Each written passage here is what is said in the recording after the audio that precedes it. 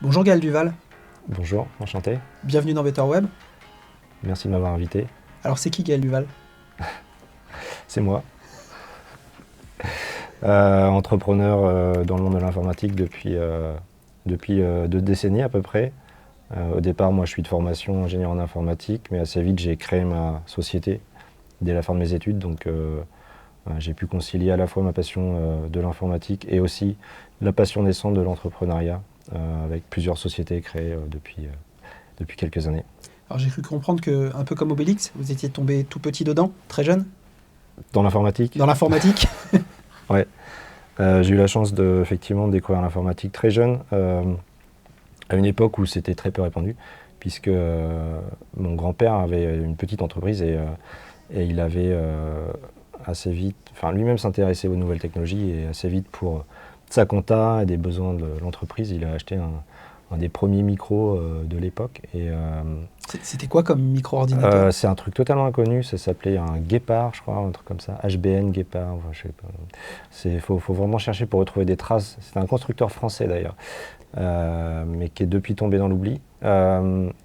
Et à la fois, moi j'ai eu la chance aussi assez vite d'avoir eu comme cadeau de Noël un petit micro à l'époque sur les processeurs Z80, c'était très courant à l'époque, avec la particularité que il n'y avait aucun moyen de stocker quoi que ce soit. Donc ça c'est le tout début. Voilà, ça c'est le tout début, j'ai 10 ans, on est en 1983, 84 quoi. Donc à 10 ans c'est ton premier choc, l'informatique. Est-ce que tu sais ou pas si ça sera ta vie ou si tu as envie d'en faire vraiment quelque chose? Euh, oui, assez vite j'ai su que ça allait être une vraie passion. Pour plein de raisons. Une des raisons, c'est que c'était un univers tout nouveau, peu connu du grand public à l'époque, donc il y avait un petit côté excitant aussi de faire des trucs que voilà, même les parents ou son entourage ne comprend pas forcément. Donc ça, enfin, je pense que quand on est un gamin, c'est aussi cette espèce de sensation d'être presque un pionnier qui est hyper excitante, quoi. Donc après, ça m'a pas lâché, quoi. Après, moi, j'avais aussi toutes sortes d'autres centres d'intérêt, notamment scientifiques, et puis plus tard, un peu plus tard, artistiques. J'ai fait beaucoup de musique aussi, mais c'est vrai que l'informatique, c'est resté tout le temps en filigrane.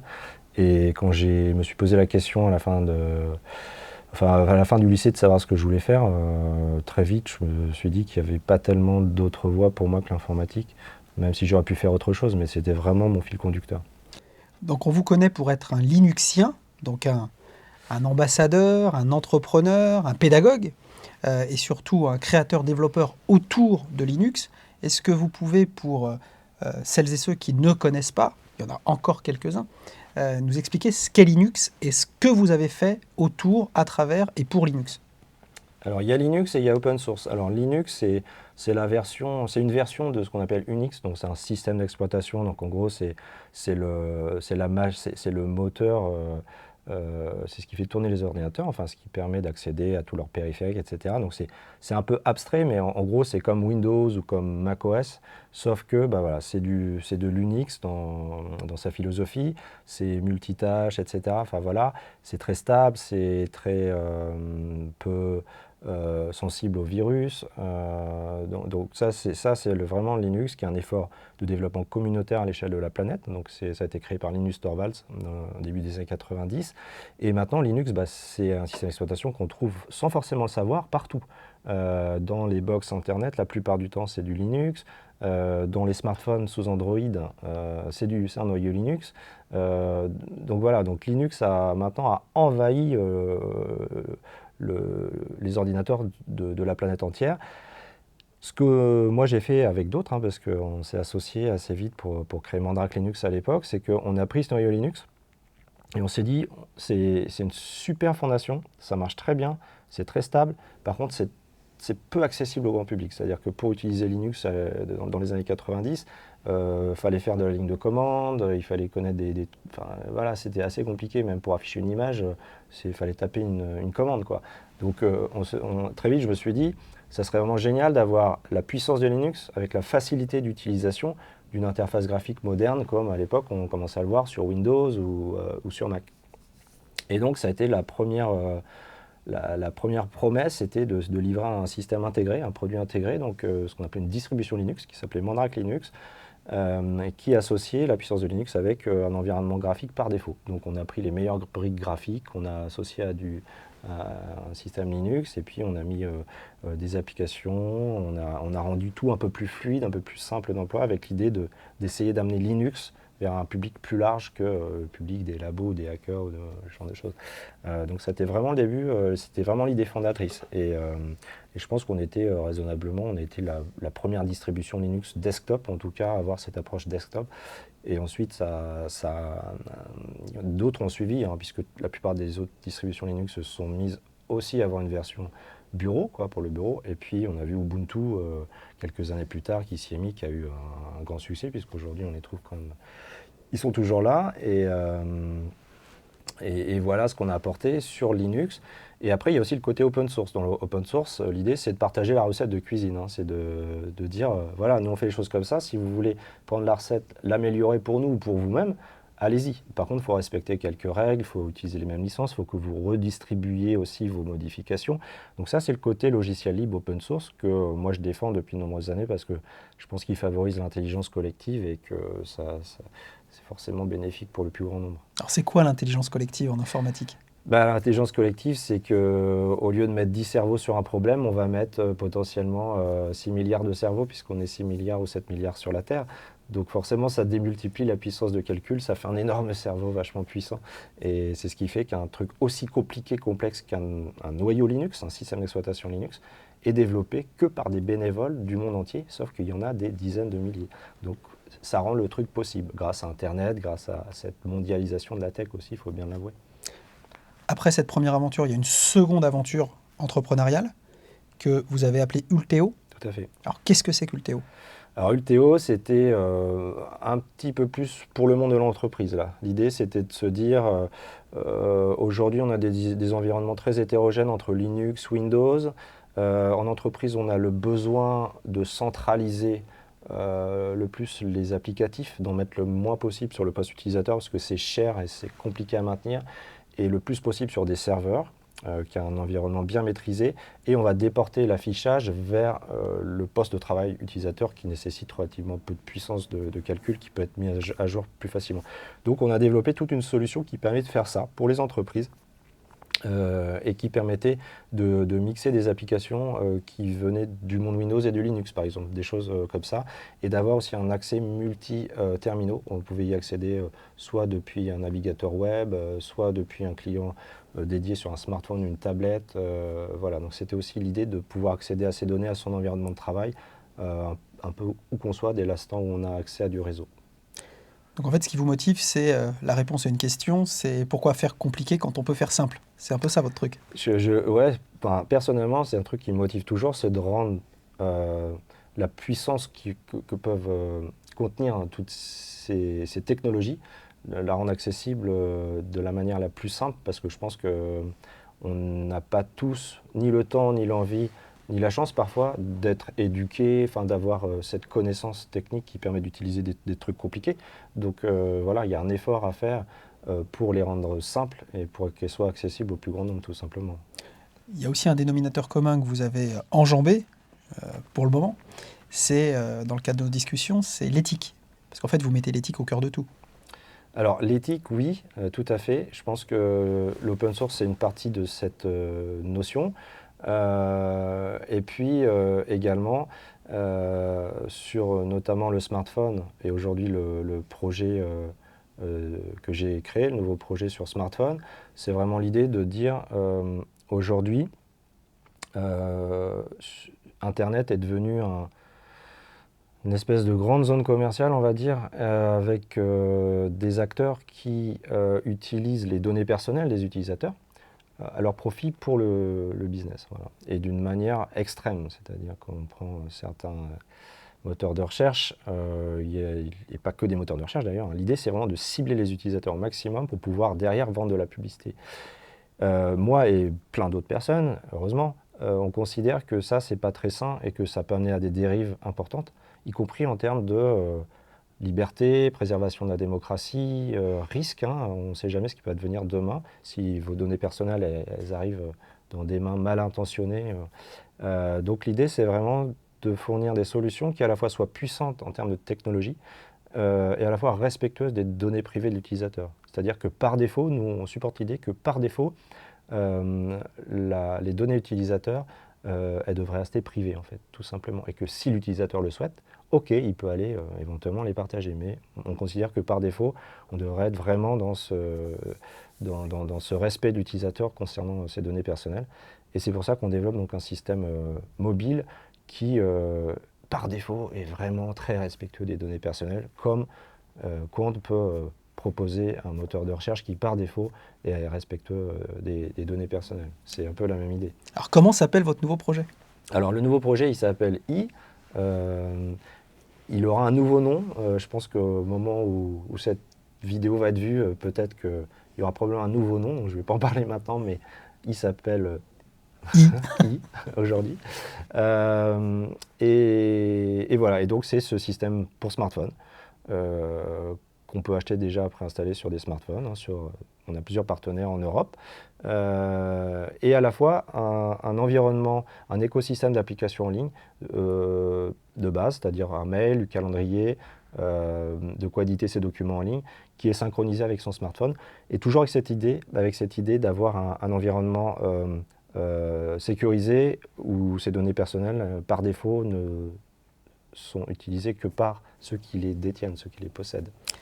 Ça ne nous transforme pas en amiche numérique? Précisément non.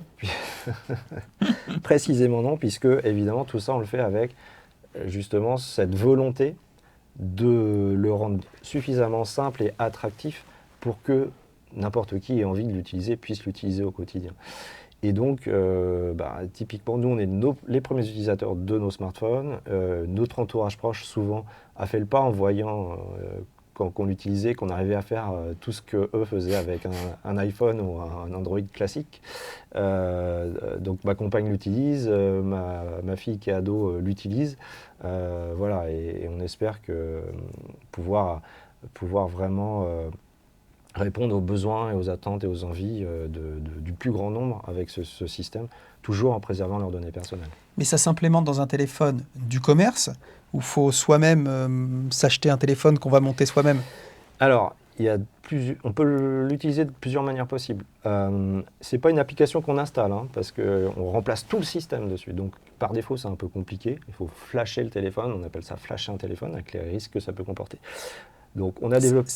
Pardon Gaël, ça veut dire quoi flasher un téléphone? Flasher un téléphone, ça veut dire que tout le logiciel qui est embarqué dans le téléphone quand on l'achète, qui est préchargé, eh bien, on va le remplacer par ce que nous on développe. Donc on écrase tout ce qu'il y a dedans, mais vraiment tout. C'est un grand reset, quoi. C'est plus qu'un reset, c'est vraiment un gros coup de balai.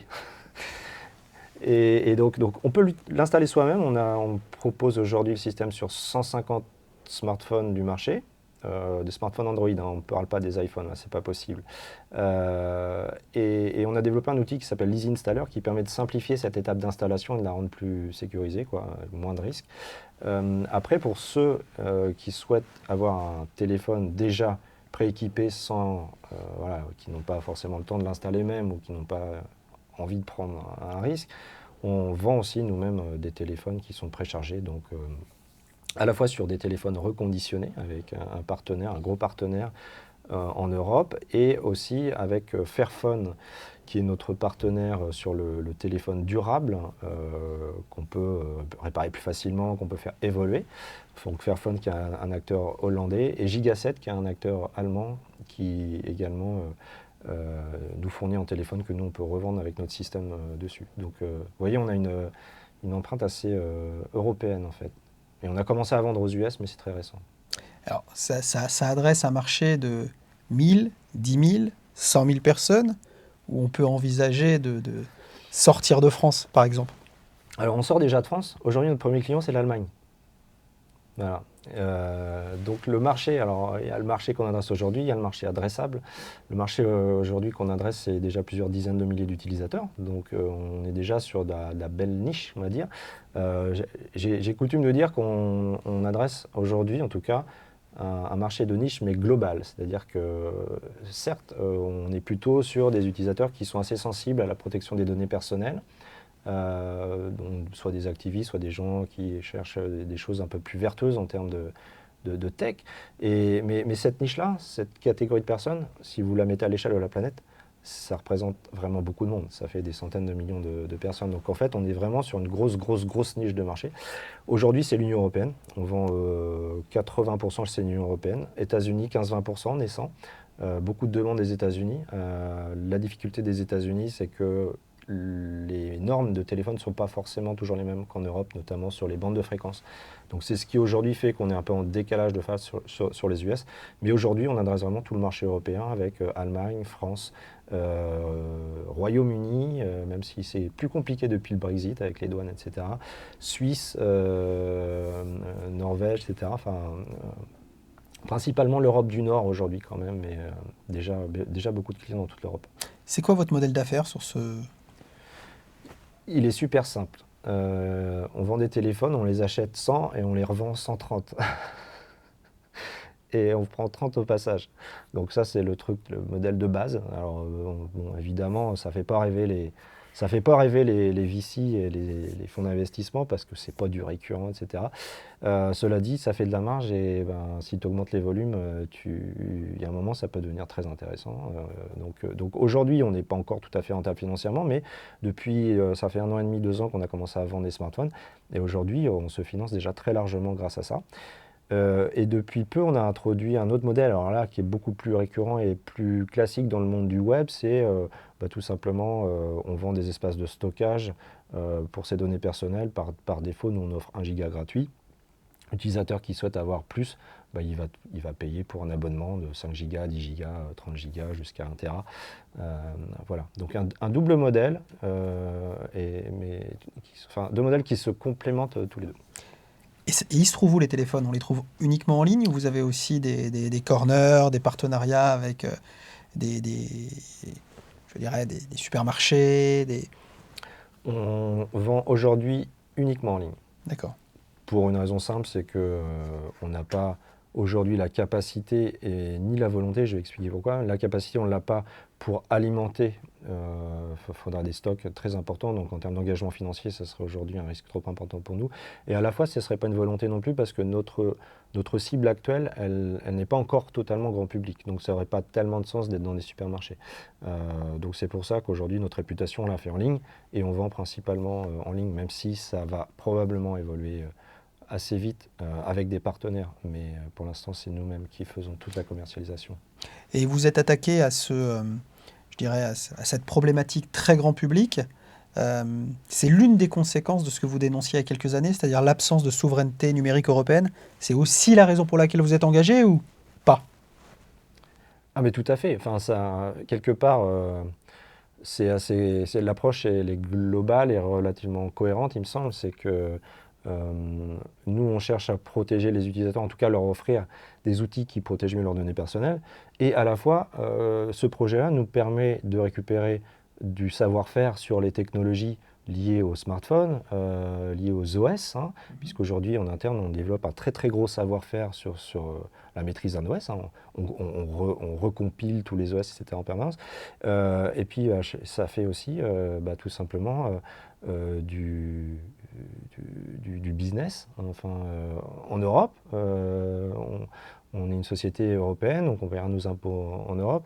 Donc tout ça est ultra cohérent dans cette notion aussi effectivement de récupérer de la souveraineté, si on peut appeler ça comme ça, sur les technologies et créer de la valeur économique, in fine de l'emploi aussi, en tout cas de l'indépendance technologique sur ces sujets-là. Et je pense qu'aujourd'hui, il me semble que ces débats-là, ils sont de plus en plus dans le débat public et il y a une recherche justement de retrouver cette indépendance et ce savoir-faire. Donc on est un peu à la croisée des chemins, enfin, on est dans l'air du temps sur tous ces sujets à la fois et c'est hyper cohérent. Et cette fameuse bataille, si on peut parler de bataille, contre les GAFA, contre les BATX, est-ce qu'on peut la gagner en Europe, depuis l'Europe?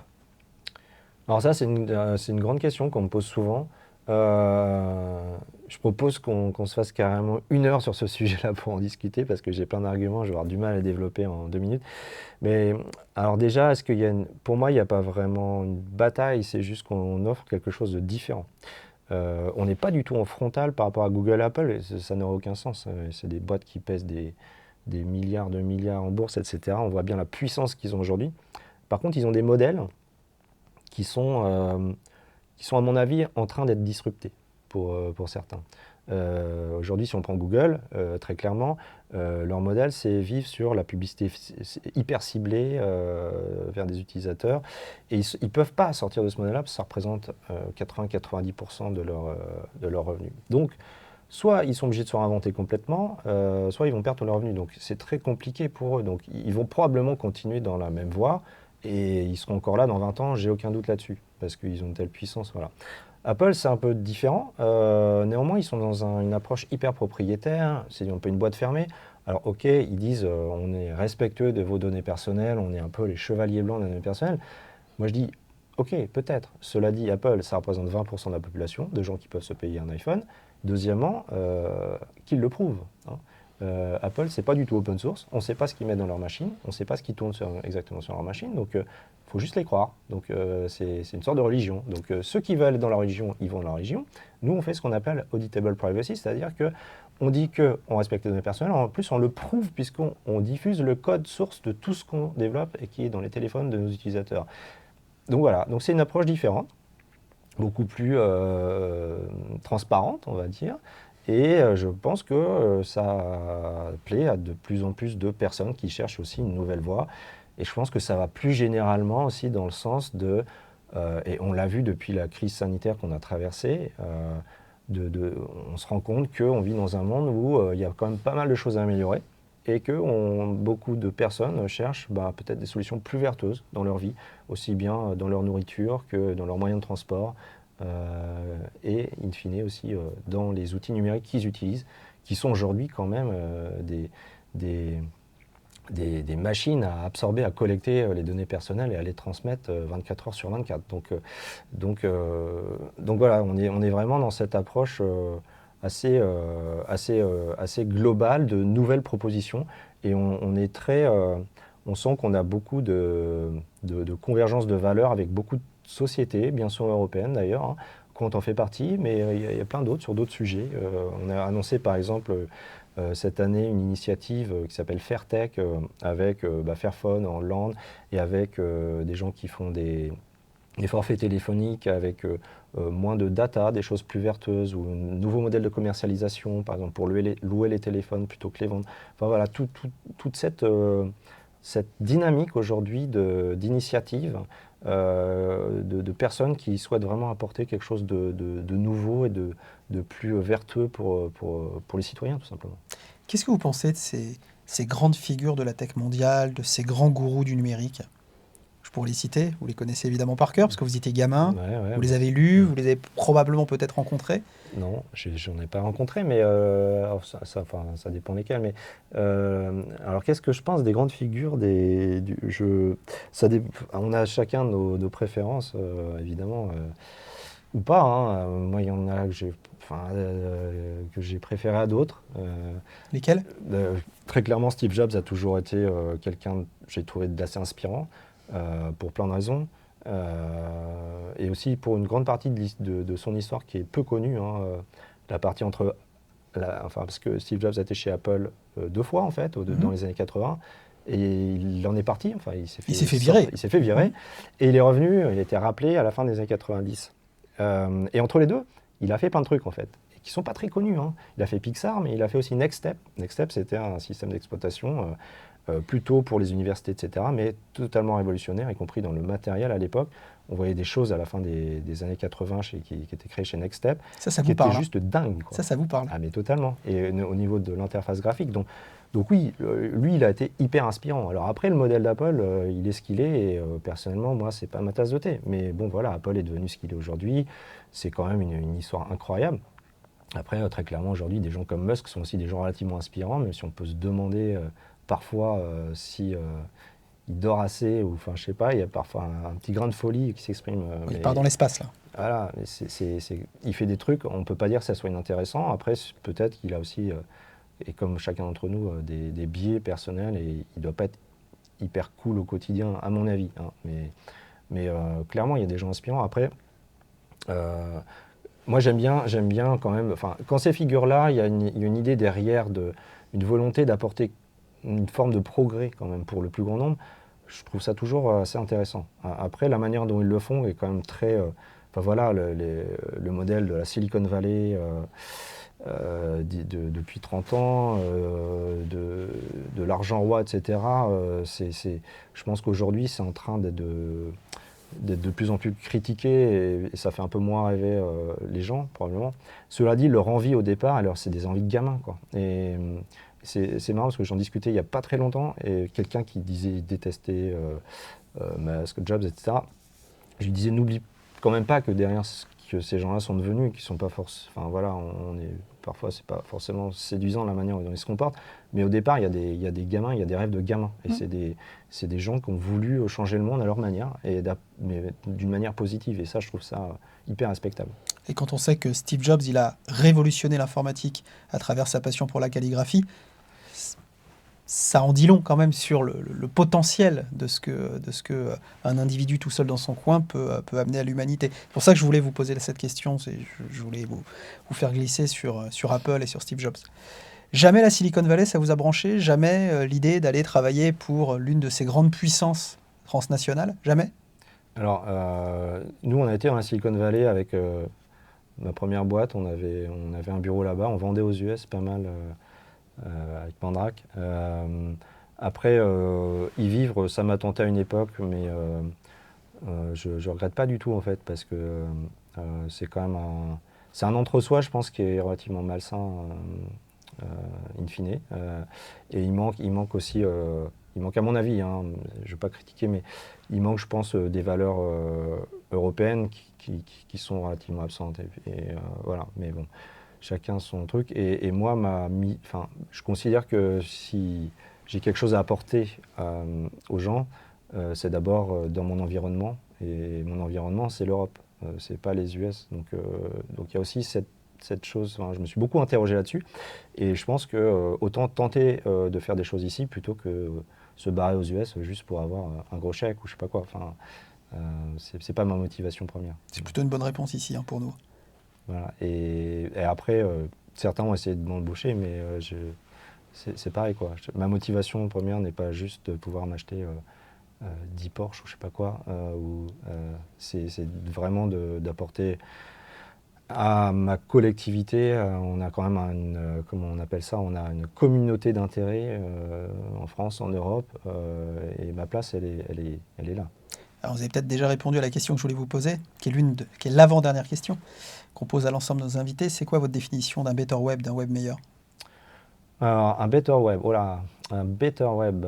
Je pense que ce serait un web déjà qui serait plus respectueux par défaut des données personnelles. Parce qu'aujourd'hui, clairement, il y a un énorme enjeu là-dessus. On le voit, hein, ça devient un sujet dans beaucoup de boîtes.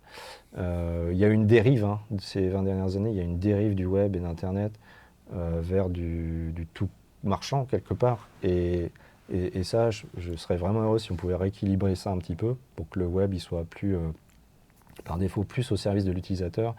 Et je le dis, et là c'est le vieux qui va parler un peu, parce que moi j'ai connu Internet avant Google, avant Facebook, avant toutes ces boîtes-là, et c'était hyper excitant et on faisait déjà quasiment tout ce qu'on fait aujourd'hui, quoi. Donc il n'y a pas vraiment de raison de penser que le web serait plus ennuyeux ou plus, je sais pas quoi, moins excitant si il était différent. Peut-être un petit peu moins rentable.